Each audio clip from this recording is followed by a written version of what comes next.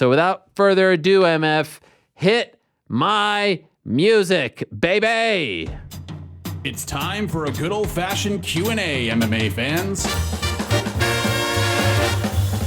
Ladies and gentlemen, the moment has arrived to hear from the man himself, Ariel Helwani. Live from the Box Studios in beautiful New York City, it's On the Nose. And now, to answer your questions, get out of your seats and on your feet because here he is, Ariel Helwani.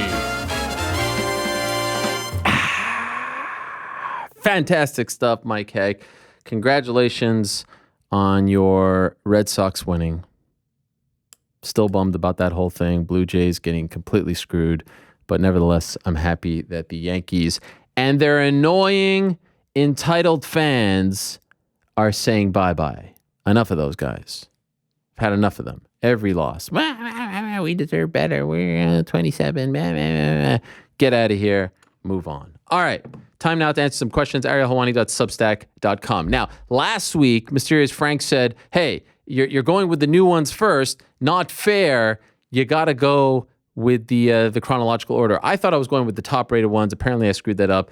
And so let's go with chronological. And let's go to Ryan Diamond, who is first 8 hours ago. By the way, what's the final count? 76 as of right now. 75, 76. Okay, let me go chronological. Here we go. Dana's comments last night didn't seem to indicate he's fully against Volk Cejudo. What do you think is the possibility we see this fight next for Volkanovski? Here's a lesson that Henry Cejudo is learning right now. Henry Cejudo is learning a valuable lesson, and it's a lesson that George St. Pierre learned. Conor McGregor learned it to a degree.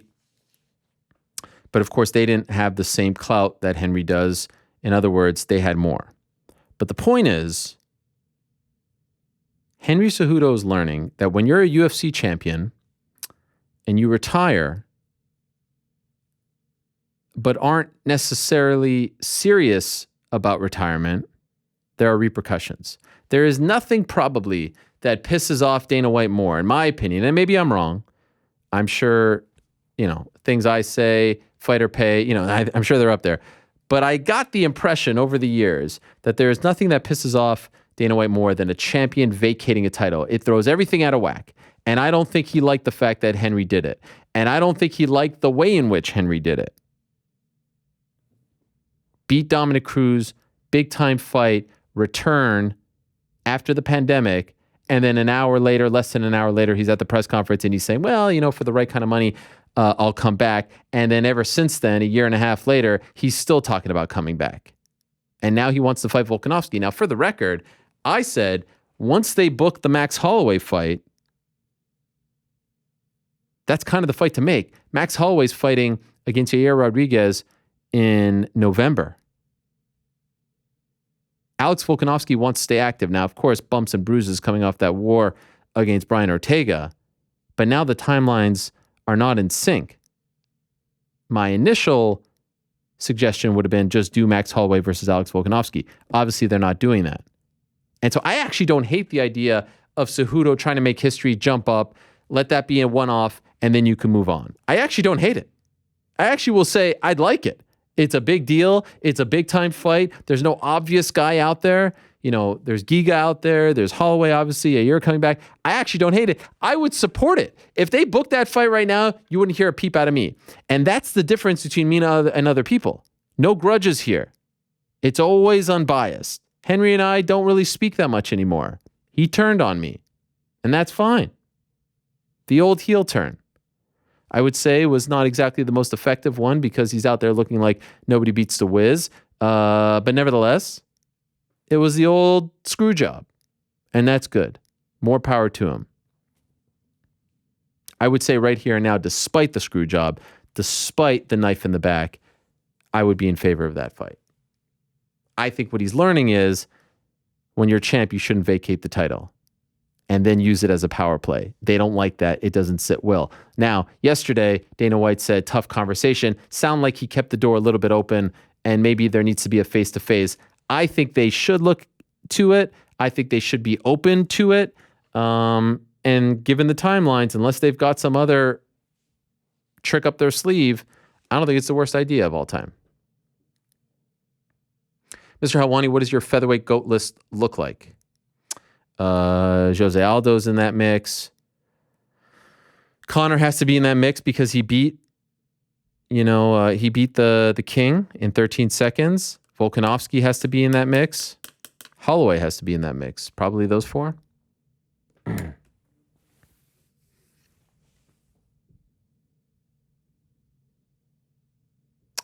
This is a weird question. Ariel, love your show. Only true MMA show in my book. I agree. That's not the weird part. Is it true that you said publicly during a conversation in a local pub, all right, now we know it's a lie because I haven't been in a local pub in God knows how long, that Alexander Rakic would smash John Jones, Jan Blachowicz, and Yuri Prochaska in the same night? If it's true, I agree 100%. No, but I'm glad you agree. I did not say that. Ariel, can you explain Cejudo retiring and with about 2 weeks asking for fights with anyone who has a name/belt? The cringe gimmick was funny at first, but it's played out by now, and I believe he thinks he's a much bigger draw than he actually is. Yes, that is true. He thinks he's a much bigger draw. He's not GSP. He's not Conor. Now, he's one of the greatest fighters we've ever seen. His resume speaks for itself. He's an Olympic gold medalist. He's a two-time division champion. He's a flyweight champ. He's a bantamweight champ. I mean, you cannot take anything, regardless of what you think about this man, and actually cut a pretty good promo, if I'm being honest, to my man Mark Ramundi of ESPN on Monday, I think. Regardless of what you may think about this guy, like, his resume speaks for itself. I think he's living the gimmick now. I think he's worked himself into a shoot, and I think he needs to pivot. Whatever this is, next gear, pivot. Again, I remind you, back when, we were rolling deep, he was rubbing elbows with the Bella Twins. Now it's nobody beats the Wiz. I mean, this is just going to happen. I move my hands a lot. I'm just that kind of guy. This is an absurd question here. What is going... Listen to this question here. Last week I asked for a short, concise. Helwani, please assign high school yearbook-esque awards for fighters' weight class. What would they be? Are you kidding me right now? Best dressed, best personality, best comedian, most likely to be president, most likely to be cult leader, most likely to win a Nobel Peace Prize, most likely to get lost at Disney. Are you kidding? Driver, attendance, creative, gullible. What is this question? It's one of the weirdest questions I've ever gotten. I don't even know. Like, shout out to Lemonade, but I can't. Patrick. I mean, we've got too many questions. We got 75 questions here. I mean, we got a long, and we're waiting for the good stuff. I'm waiting. Tag me in. This is me with the string in the corner, turnbuckle, Saturday night's main event. I'm asking for the hot tag right now. The crowd wants me to come in. They're asking, but until I get the tag, I can't jump in. Helwani. Can you see a scenario when Conor is ready to come back? Do they do the Nate trilogy for co-main? They do the Nick Robbie trilogy. No. First of all, Conor and Nate would never be the co-main. Nate, I don't know if Nate's sticking around till next summer to fight Conor. He's trying to get a fight in by the end of the year, early next year. I would love to see it, but there's a part of me that wonders if the ship has sailed. By the way, a fight that I would love to see for Nate, I'd love to see the Vicente Luque fight, a fight that people don't talk about enough. Nathan Diaz versus Tony Ferguson. Why not? Both coming off losses, both need a big fight, both need a big win, both have history. Now, it would have to probably be at 55. Maybe Tony goes up, but and I know Diaz feels a certain way about that, but like, they were supposed to fight back in the day. Why not? With Derek Brunson and Kayla Harrison coming on the show, does that mean other dominance fighters will come on? You and Frankie Edgar always had great interviews. Much respect to Frankie, much respect to Kamaru Usman, much respect to Kelvin Gastelum, much respect to Vicente Luque and Henry Cejudo, Khabib Nurmagomedov, all those guys. Never a problem here. Despite what they will say to you, they'll say two-weight street, and you guys need to clear up your beef, and you guys need to do this. Never a problem here. As I've said time and again, listen to my words. Before you spout off and start saying that I'm creating drama, I'm saying right now there is no beef here. Despite the things that were done to me, despite trying to get me fired, despite trying to put me in a bad spot at my former employer, ESPN. No bad blood. Shake your hand. Move on. We'll go, in a positive direction. And so that's on Derek and Kayla. Much respect. You know how I feel about Kayla, and I was really happy to hear that Derek wanted to come on. But no, to the best of my knowledge, the embargo has not been lifted. And if they don't want to lift it, that's on them. That's totally on them. Shalom. If you could fight in the UFC, what weight class would you choose and who would be your dream fight? A lot of people think I'm smaller than I am. A lot of people joke that I'm a flyweight, that I'm a bantamweight. In reality, I'm actually 200 pounds, believe it or not. I mean, I don't know if you guys recognize the twisted steel and sex appeal that is running through these veins. So yeah, probably cut down to 85, if I'm being honest. My dream fight? No one. I would never even dream of fighting in the UFC. I don't have the cojones. I don't have the chutzpah. I don't have the panache. I don't have. They possess something. That's why I hold them in such high regard. They possess something that I can never dream of possessing. DNA that I never dream of possessing in my body. When are we going to see UFC events return to Canada? I haven't heard anything. Hopefully next year. Also, who do you feel has to be next for Tony to get back on track? Let's go, Nathan Diaz. I just said it. I know, of course, you wrote this 8 hours ago, so you didn't hear me say it. Ariel, you're a stylish guy. Any recommendations on a jacket brand? We won't receive the white stuff in Cincinnati quite like you do in New York, but it'll be dipping pretty low soon. Wow. I mean, I've never heard. I've got a great Roots of Fight Bret the Hitman Hart jacket. Anytime I wear it, I feel like the coolest kid in the world. And yes, I know I'm 39, but still. No, I don't know. People like Canada Goose, but I think they use feathers from geese or something, or coyotes. That's a little weird. Canada Goose is very warm. I used to have one back in the day. In fact, John Gooden kind of made me feel bad, if I'm being honest. I went to dinner one time with John Gooden, part of the Michael Bisping Anderson Silva fight, and I felt like such a schmuck afterwards because John Gooden is one of the biggest menches out there, and he's a vegan, and he sort of called me out on my jacket, so I got rid of it. Ariel, if Cody Garbrandt beats Kai Kara-France, does he jump Pantoja and fight the winner of Moreno Figueiredo? It's possible. Big draw, big name. I mean, Kai Kara-France, not exactly an easy out, but yeah, I mean, Garbrandt, Pantoja, them's the break sometimes, you know? We have seen them go with the bigger draw first. Dear Mr. Helwani, what year did you start ordering UFC pay-per-views, and why did you order it? Who was on the card? The first digital pay-per-view that I ever ordered was UFC 66, and that was Liddell Tito. That's off UFC. I think it was still UFC.tv. The first pay-per-view that I ordered,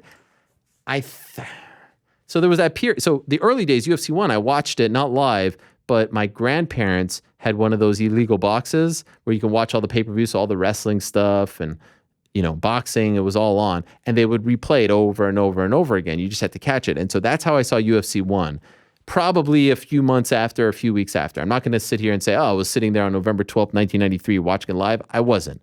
I was, 11 years old.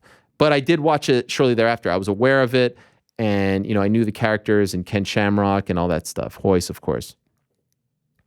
I think the first one that I actually bought was when I was in college, 2001 or so, because at that point I'm sitting, I have no friends, I have nothing to do, and I'm ordering everything. I was such a loner in college, and dare I say loser, that I used to order the Wednesday night TNA pay-per-views for $5.99. Who remembers those? Every Wednesday, instead of having a TV deal, NWA TNA had a pay-per-view, and I would order those. That's how much I was jonesing for something to do. How often do you drop the F-bombs in your private life? Because I must admit, these last 2 months of having Mr. Helwani drop F-bombs, every 2 to 3 podcasts that you're on has gotten me taken aback a little. I kind of miss the sweet, innocent Helwani, but I do appreciate Mr. Helwani better because he keeps it effing real. Someone gave me crap for it, so I'm gonna listen. I do have a bit of a potty mouth, if I'm being honest. You people think you know me. And it's not like I've been, having a front, but, you're professional, you're coming up. You are now, for the first time, I think, finally seeing the real me. There's no front. There's no persona. There's no buttoned up, even though I'm wearing a button up. I'm just me. And so if I'm excited like I was on Monday and I need to drop an F-bomb because it slips out and I'm just riding high, then so be it. I'm not going to overuse it. I'm not going to overdo it. That's cheap. That's salacious.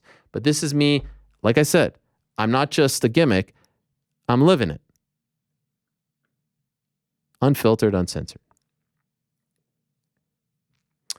Conor fighting at 145, no chance. Excluding Conor, who do you see as the 5 biggest draws in the sport today? Oh my. Wow. Excluding Conor. Excluding Conor, Nate Diaz has to be up there. Khabib not up there. Is Jones still a draw? Is Kamaru a draw? I mean, that's the pound for pound list. Izzy, I think, is up there.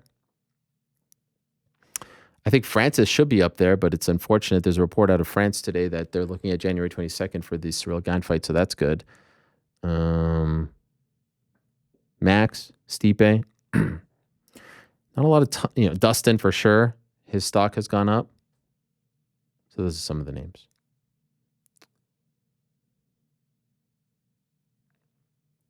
Why does Dana tolerate all these domestic violence cases with fighters? John Jones and Mike Perry, among others, have, and there'll be no repercussions. Mike Perry did have to, Mike Perry's situation totally different. To the best of my knowledge, he was never arrested, charged with anything so different.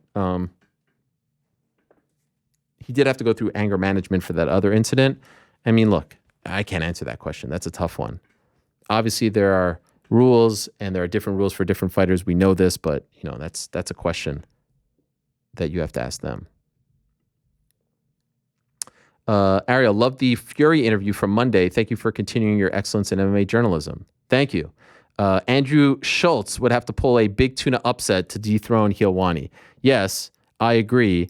There's this comedian, again, who I mentioned to Dan Hooker, who's doing this gimmick that he's the greatest MMA journalist of all time, and I don't even know why. I think he may have said something that pissed people off, so now he's just leaning in, and people think that I'm being trolled, and I'm almost like insulted by the idea that someone thinks that I'm that dumb to be trolled by a comedian. Obviously, I know it's a gimmick and a joke and all that stuff, but I guess I'm just kind of, is anyone else tired of these 4th or 5th rate comedians just sort of infesting MMA? Like, I get you guys are fans and everything, and that's cool, but could we just keep it as such and leave the analysis and the interviews and the big boy talk to the big boys, to the ones who do this for a living? I don't know. I saw a response. Everyone's telling me, like, watch out. He's going to come. Like, and I saw it and I was like, okay, is that, I kind of think he's a fan. If he wants to come on the show, if he wants an 8x10, if he wants a cameo, I'll make it happen. Like, it feels like he's a fan. He doesn't really, and I don't really want, I don't know. I never heard of him. I thought people were talking about Charles Schultz. I was like, what are we talking, isn't that the Charlie Brown guy? He's talking about my nose. He seems to know a lot. I never heard of him. But he seems, like I said, anyone who's a friend of Izzy's is a friend of mine, in my opinion. He's got great taste. So I'm not necessarily looking for, more beefs. I am confused by the one comment and everyone's saying 10-7, 10-8. First of all, it's my gimmick. Second of all, if that's a 10-7, 10-8, what I've been dropping lately, those are 10-3s. Come on, guys. We can't just be throwing these things out like candy, on Halloween night. You got to work for it. So anyway, I went on a tangent there. When can we expect Bryce Mitchell to come back? I don't know. I think he wants to come back. He's been antsy, but nothing yet. Assuming that you cannot run away, who would you rather fight? 3 Henry Cejudos stacked on top of each other, or 1 Brock Lesnar? Definitely the 3, because I feel like they would topple over, right? Ariel, have you ever inquired about getting Caposa on your show? Caposa is a legend. I have an immense amount of respect for him. Twitter legend, part of the fabric of being part of the MMA community is, the guy, like the people like Caposa, those guys, they make being an MMA fan fun. MMA Twitter, people like to talk about whatever the hell that is. Caposa, Bohashinho Debo, these are fun guys to follow. Caposa is just a freaking, the guy's an encyclopedia. He's literally watching right now, Dagestan Fighting Championships 74. He's taking notes. He's tweeting about it. He's live tweeting as we speak. It's unbelievable how he knows that all these things are happening. He has forgotten more about MMA than I'll ever know. And he's just a great follow. He's, to the best of my knowledge, a very sort of reserved person. He has been a huge help to me for the awards. I think I may have even extended an invitation at one point or another, but nothing really came to fruition, and he wants to do his thing, and he's a great service to us, so no more than that. But I'm a huge fan, and there was a period where he was taken off Twitter, and it was good to see him come back. What are your thoughts on the Dan Hardy Tyron Woodley beef? I don't know. Are they going to fight? I like Hardy a lot. I really do. I have an immense amount of respect for him. I think he's one of the best minds in the business, and I was sad to see him part ways with the UFC, but it seems like he's doing great for Cage Warriors. By the way, shout out to the Cage Warriors team. Brad, Dan, they do a great job. My old friend, Edith LaBelle, they all do a great job. They really do. Cage Warriors has a nice little package going. They really do. I just don't know. Does Dan want to fight? Does he not want to fight? I don't know why he wants to fight. Maybe we'll have him on the show. Because his last fight was 10 years ago. He had the heart issue. Like, why even do this? Why even entertain this? I know he's been going back and forth with John Wayne Parr, Tyron Woodley. Maybe we'll have him on to talk about it. But he's a great mind. Just watch your interview with Renee Paquette. Do you plan on returning the favor? Absolutely. Huge fan of Renee Paquette, Renee Young. I would love to talk to her one day, where I'm the interviewer. All right, let's keep it rolling here. Good afternoon, Ariel. Surreal Gun looks like he has a nice jump shot. Would we ever see some hoops content on your personal YouTube page? I mean, lest we forget, Benson Henderson challenged me, nowhere to be found. Demetrius Johnson challenged me, nowhere to be found. Daniel Cormier challenged me, nowhere to be found. I would take Surreal Gun down on the block, back him up, a la Charles Barkley back in the day. A little one, a little two, a little shimmy, a little dream shake, if you will, and I would just completely scorch him. I mean, it wouldn't even be close. So, of course, if he wants some of this smoke, I'd be happy to oblige in that regard. Thank you for being such a professional and enthusiastic bridge to my favorite sport. You make MMA so much better. Wow. MMAQ. Is it conceivable that we'll see the creation of a national international commission? I have been campaigning for this for a long time, but I don't think it's happening anytime soon.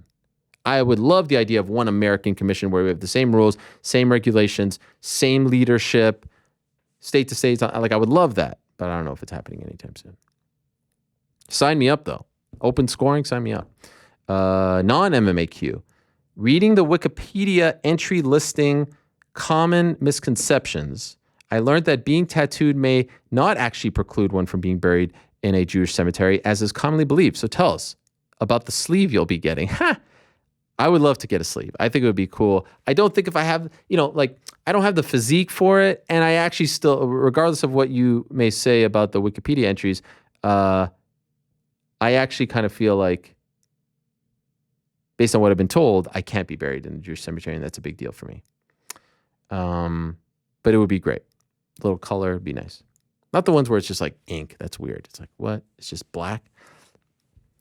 Non-related MMA question, but it relates to your boy Vladdy Jr., my man. How can you sincerely say that Vladdy's the MVP over Shohei Ohtani? P.S. I subscribed just to ask this question. Thank you. Okay, one of the greatest years of all time. Look, I understand that Shohei is doing something that no one has seen since Babe Ruth, and I understand that it's somewhat of an anomaly. But if we're just looking at his impact on his team, that team is nowhere near the playoff picture without Vladdy. Considering his age, historically what he has done at his age, 22, I mean, he's in the conversation with Ty Cobb, for God's sakes.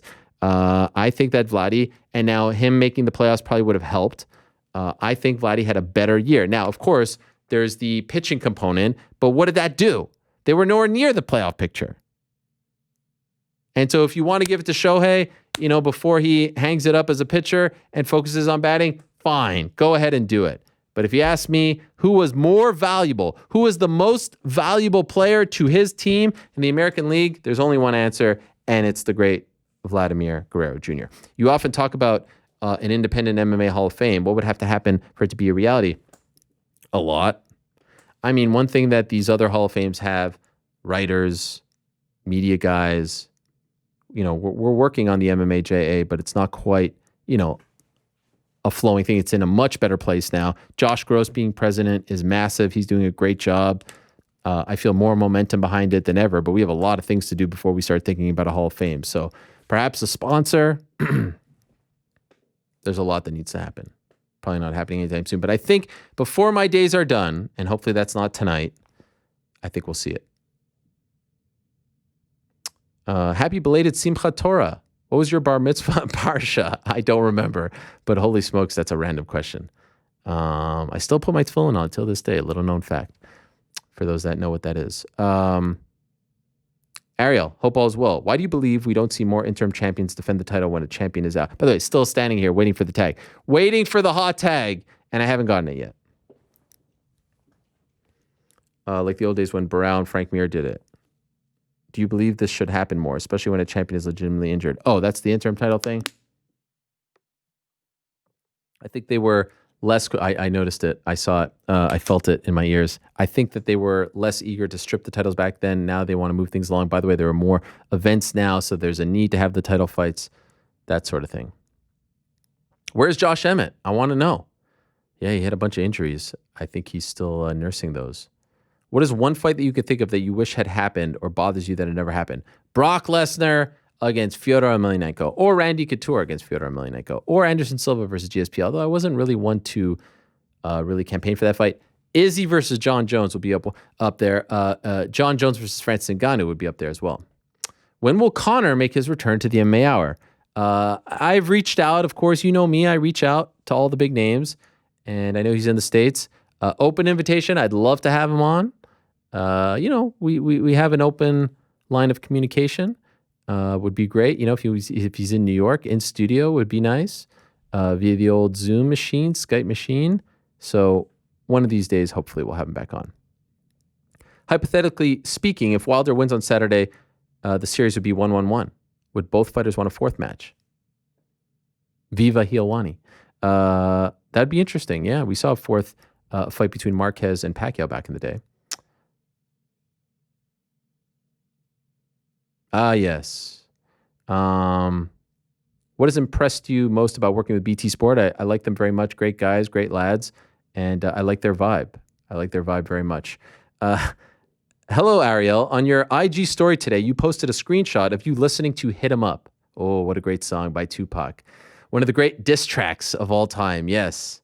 One of the great diss tracks of all time. I used to listen to that song before every basketball game in high school because it would just fire me up. The passion, the emotion, the animosity, the hatred. It just got me in the right mental space. Is there context behind this or anything you'd like to get off your chest?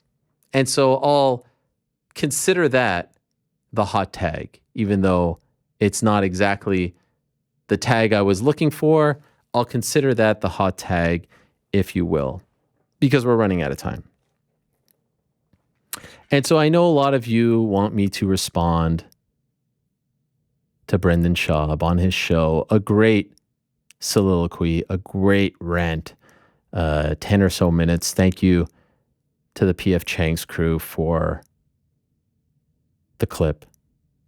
I would never know otherwise, of course. Why would we know? We don't check social media, right? We don't know what's going on. And it's like one of those things. It's like, again, do I have to go over this? Again, do we have to talk about this? It's the subtle, not so subtle shots. It's the passive aggressive. It's the quick mentioning of the name. And there's a part of me that doesn't want to drum it up all over again. But then there's a bigger part of me that is tired of the bullies, tired of the BS artists, tired of the fake people. And so I kind of feel compelled, if I may, on behalf of the MMA community, to speak up. And if I may, and they haven't asked me to do this, to perhaps, I don't know, defend our honor. And so I came away from that little clip with a few conclusions. Number one, the biggest one was this man legitimately thinks that he is better than us. I want you guys to realize that. This man thinks he's better than us. And when I say us, I don't just mean me. I don't just mean the MMA media. I mean you as well. Watch the demeanor. Listen to the words. This man thinks that he is better than us. And he's sitting back and he is talking about, having talent, not having talent, careers, money, jobs, places in life, pecking orders, what you've done, what you haven't done. and casting all kinds of conclusions on people, all kinds of aspersions, all kinds of fabrications on people when really, you don't know what you're talking about. And he sits there and he talks about how he wants to be positive, and he talks about how he wants to, have a good, peaceful life. Meanwhile, this is the guy who's been talking shit for the past 5 years. This is the guy who is literally sitting there while talking about being positive, insulting MMA media, saying that they're irrelevant, calling them hacks, while saying that he wants to be positive. This is the guy who, after 5 years of listening to his lies about not just me, but others as well, finally made me snap. Don't get it twisted. This is not a positive fellow. Don't fall for it. It's, again, fake and phony. And now I can't wait to see who calls me, who texts me this time to say, hey, we want to be friends, olive branch, and then not follow through. Because last time it was Brian. The first time it was Brendan. Who's going to follow up this time? Is it Shrimp? Is he going to follow up? I'm tired of the fakeness. And all I said was, all you guys had to do was apologize cleanly once and for all, and this would be over. I wouldn't keep bringing it up. In fact, I'd probably ignore the question like I ignore some of the other questions that people try to get me to answer that are, scraping the bottom of the barrel. But you don't. You make it worse. You sit there and you talk about how MMA media are a bunch of hacks.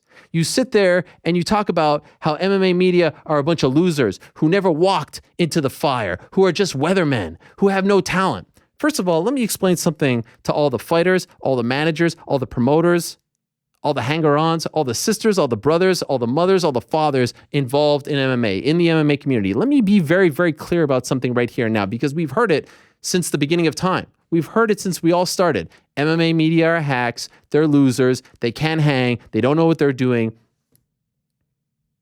These are the men and women who have devoted their lives in some way, shape, or form to covering you. They're the ones who have told editors, hey, you should focus on this sport. You should focus on these fights, on these fighters, on these organizations. We're usually the first to go, believe it or not. But these are the people that focus on you and cover you and think and talk about you 24/7. It's not the other media that you wish you were covered by. Trust me, I just came from the mainstream. They don't know you like we know you. They don't care about you like we care about you. They don't follow you and cover you like we do.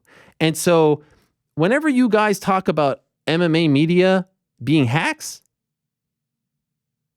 what does that say about you?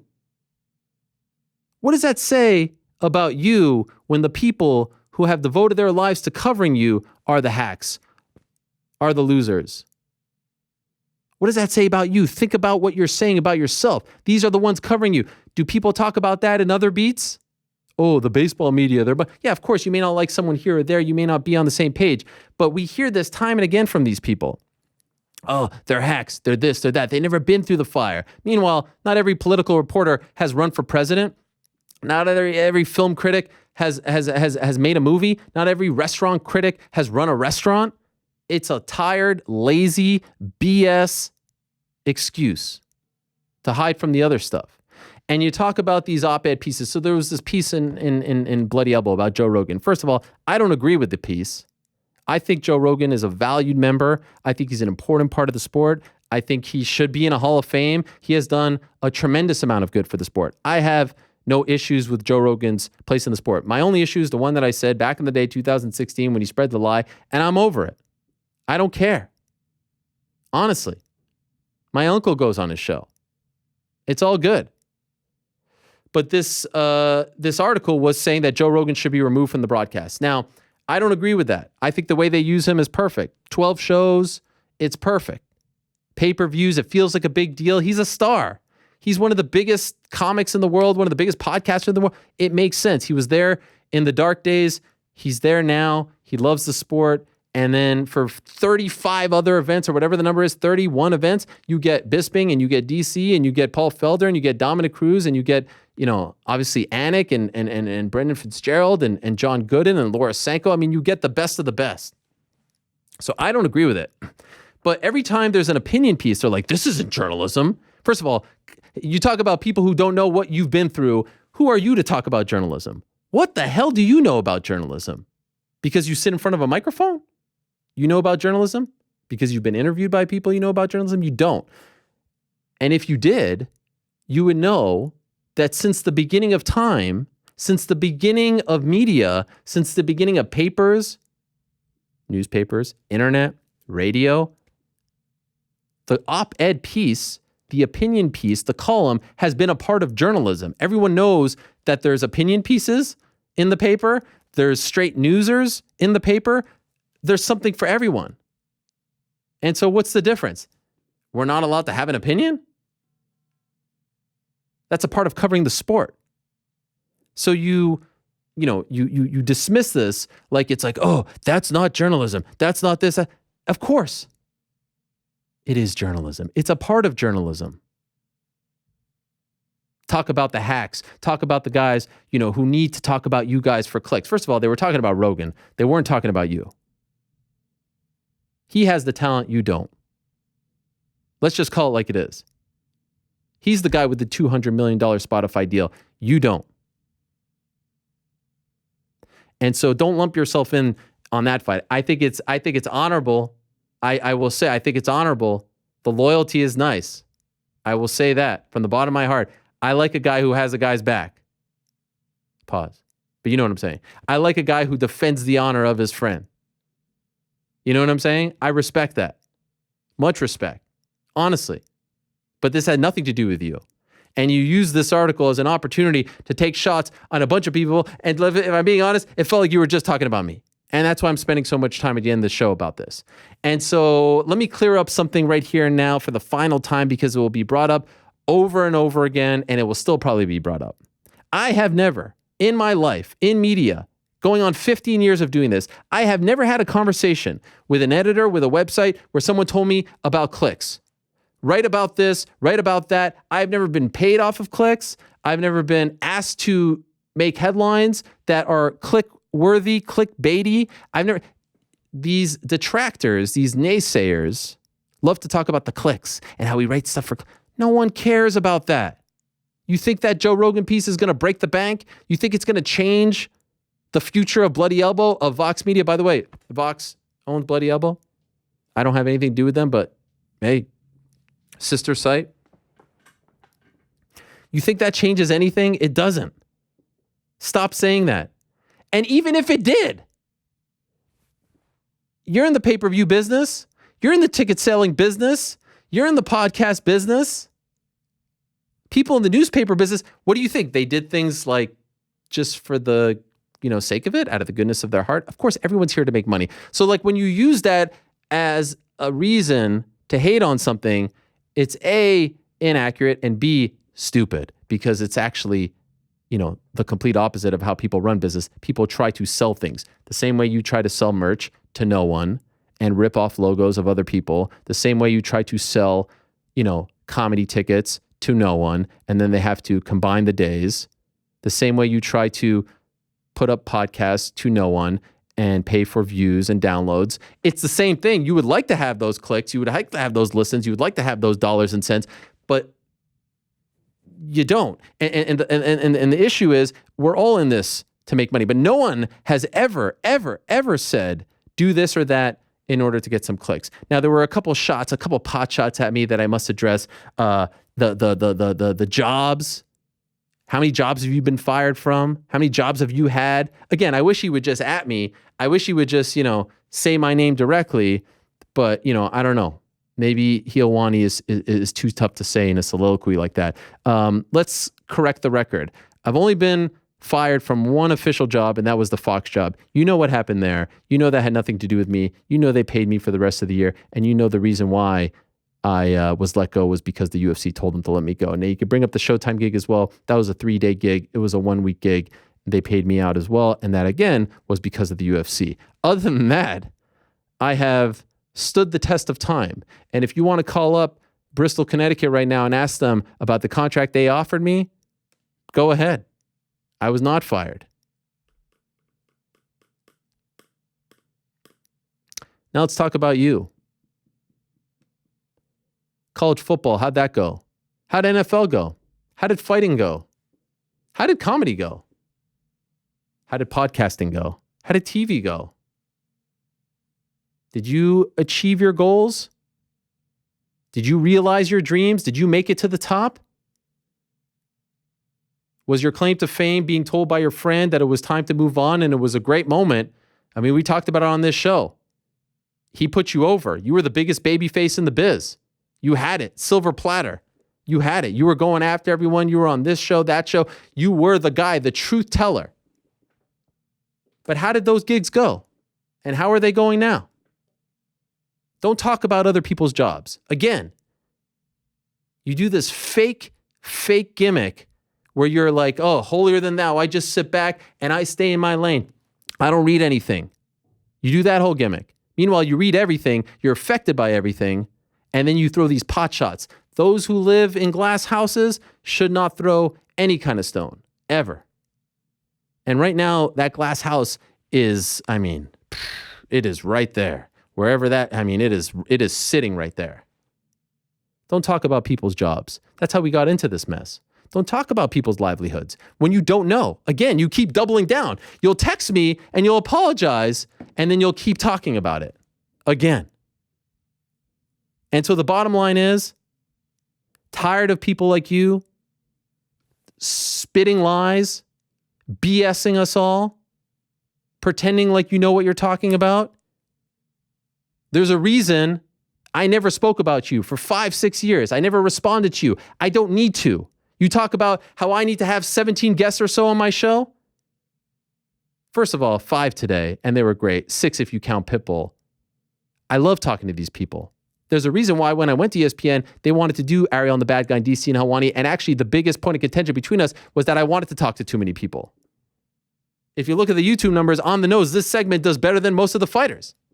But I love talking to the fighters. It's all about the fighters. It will always be about the fighters. So you can make fun all you want that I get 17 guests on my show, that I need these guests to get over, to get views, and that, oh, if we talk about you, that's how we get. I never uttered your name. I never said a word about you. You're the one who keeps talking about us. You're the one who keeps sitting there looking at the websites when your boy pulls them up and talking about us. And then you steal our ideas and our content. You do it to Luke. You do it to Brian. You do it to me. You do it to everyone. You steal our ideas and you sit there and you pass them off as your own, and you even botch it when you do it. You botch it when you do it every single time. You sit there and you rip off our ideas. It's plagiarism 101, except you're not writing anything. You're saying it. And it's harder to catch that way. But trust me, we're all on to you. You sit there and you talk about Tyson Fury being your favorite fighter, and then you say that you want to slit your wrist when you hear about mental health in Tyson Fury. You truly love Tyson Fury, you fake phony. You care about his struggles with mental health. So you could say all that you want about the 17 guests. You could say all that you want about the fighters. I love talking to the fighters. I will always love talking about the fighters. And at least I don't pay them to come on my show. At least I don't have to pay them to come hang out and eat a taco with me. And at least I don't have them say, hey, you got to do this show if you want to do this show. You know what I'm talking about. If you want to shoot, we'll shoot. Stop talking about things when you're living in a glass house and you have no idea what is going on. If the knock that you have against me is that I have 17 guests on the show when I don't, but I have fighters on the show, big names, small names, middle names, medium names, God bless. But at least I don't pay them to come on, and at least I don't try to cut deals from one show to the next. And in conclusion, I'll just say, and this is a shout out to my friends over on the internet, the PF Chang's community, the homeless cat community. And this is a message to everyone in the back over there. This is a message to any friend I have, to any family member I have, to any colleague that I have, to any associate that I have. If it ever gets to the point where I am big enough to where there is a Reddit page, any kind of web page, made in my honor to celebrate my show, where they only talk about the podcast, if it ever gets to that point, congratulate me. But please, do me a favor. Please, bottom of the heart, do me this favor. If it ever gets to that point where there's 40,000 or so people whose sole mission is to expose you and to call you out on your BS, please tell me to stop. Your own community turned on you. Your own community figured you out. And we know you're rattled by it. And I'm not a proponent of online bullying. But dare I say you brought this onto yourself, my man. You brought this upon yourself. One more time. Stop talking about me. Stop with the fake apologies. You did it well the last couple of weeks. You didn't bring it up. You stayed in your lane. You were in the storm. We were reporting on the storm. Better that way. Joe Rogan doesn't need you to fight his battles. Do your thing. God bless. Stay in your lane. Do your shows. I wish you nothing but the best. But stop talking about me and the MMA media. Stop lying about the business, people's jobs, the fighters. Stop all of that. And again, I'll say I'm done. Until the next time. Unless you want to just apologize once and for all on the air like you said you were going to do, like you promised me that you were going to do, like Brian Callen said he was going to do and never did. If you guys want to do that, then that would be great. And I would be here to accept said apology. And so to go back to the original question, why I posted that screenshot. F Brendan Schaub. F the fighter and the kid. F below the belt. F that whole crew. And if you do want to be down with them, then F you too. Brian Callen, F you too. Shrimp, F you too. Dude in the back with the websites, F you too. When I see them, they run. Okay, now I won't stop with the analogies, but you get the point. F all those guys. I'm done with them. Again. Once and for all, stop talking about us. We are done. And so that's my piece on that.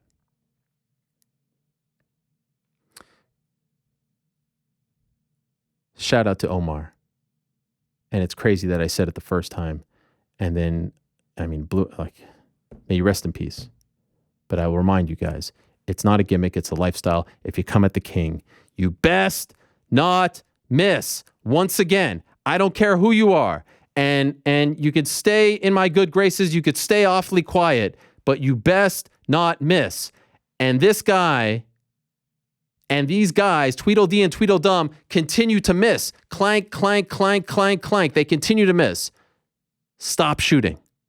We're good. God bless. Enough.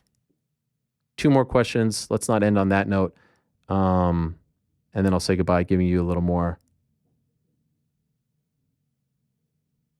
Shout out Ariel Helwani. Quick one this week. What has been your favorite part about having the MMA Hour back in our lives? To talk to the freaking fighters, to talk to them in a free and unfiltered way, to bring them to you like we had Tyson, like we had Zhang Wei Li, like we had TJ Dillashaw, and to freaking tell it like it is. Once and for all, to not have anyone tell me you can't say this or that.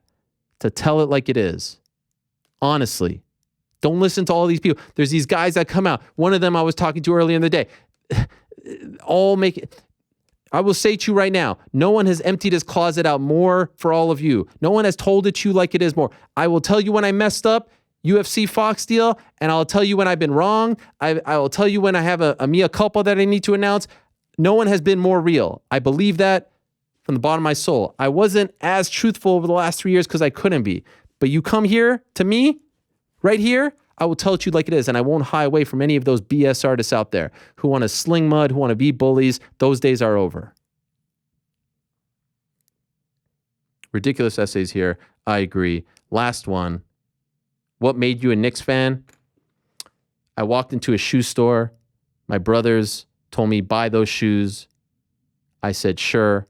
Whose are they? They were Patrick Ewing's, 1991. I fell in love with those teams, the orange and blue, the hard hat Knicks, the tough guys, Oakley, Starks, Ewing, Pat Riley, Van Gundy, Mason, Xavier McDaniel. And I just bleed orange and blue. Kemba Walker is back in the city. Evan Fournier is on the squad. Julius Randle's back. RJ Barrett is back. Basketball, dare I say, is back in New York City, my friends. And with that, we're out of time. Big week of fighting coming up. Reminder, we're off on Monday.